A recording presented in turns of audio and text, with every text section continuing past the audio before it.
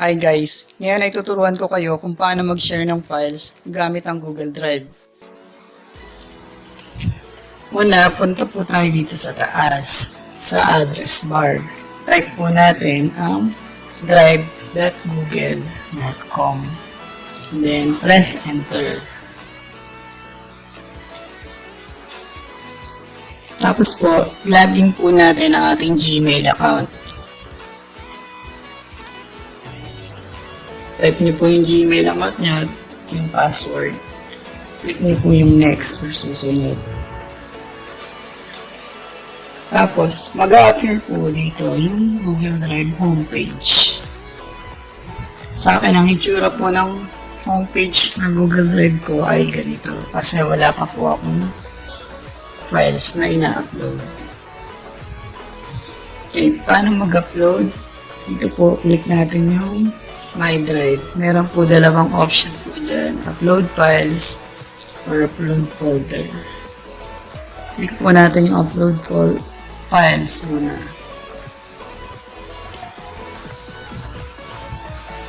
Ayan, tapos lalabas po yung window na yan. Hanapin niyo po yung files na ilalagay niyo po or upload. Sa akin po nasa desktop. Tapos click niyo lang po yung upload. Ano po, mayroon ditong indicator sa baba na green na check. Ibig sabihin yan, upload complete. Try natin yung upload folder. Click nyo lang po, hanapin nyo lang yung folder. Sa akin po nasa desktop ulit. Click nyo lang yung upload.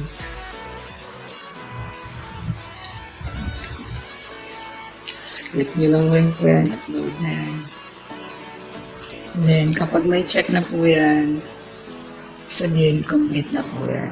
Depende po yan sa bilis ng internet at kung gaano kalaki yung file na ina-upload na.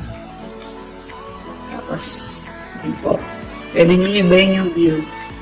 Sa akin, gusto ko pong ganito, this view. Parang nakalist siya. Then, check po natin yung laman. Double click po natin yung para ma-preview. So, double click natin.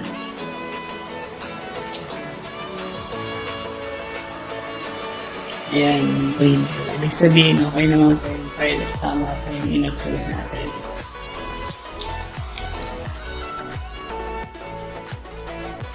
May isang paraan pa ng pag-upload ng files o ng folder. Ito ay sa mamagitan ng drag and drop. Pindutin po natin sa taas yung restore down.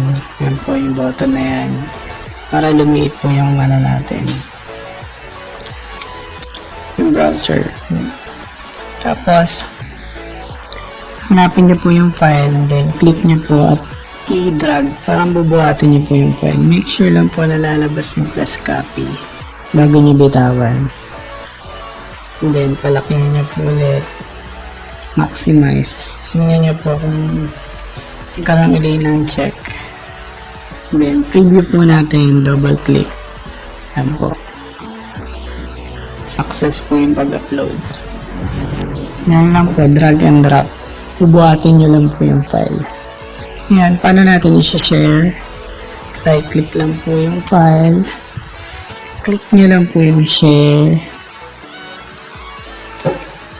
Then, yan po. Ito po, sa una, sa taas, yan po yung specific ng tao na pagbibigyan natin ng file. Lagyan niya lang po yung Gmail niya. Tapos, pwede niya po lagyan ng message. Type niya lang po dyan. This is my file. Nilagay ko po. Tapos, sa taas po, meron po ditong permission settings. Kung ano yung pwedeng gawin ng pagsasendan nyo. Kung may edit ba. Mag-view niya lang. Tapos, send nyo na po pag okay na. And then, yung isa pa po, yung get link. Link naman po yung ibibigay nyo. Kung share din po yan. So, change. Dalawa po yan. Pag regular Gmail, dalawa lang po.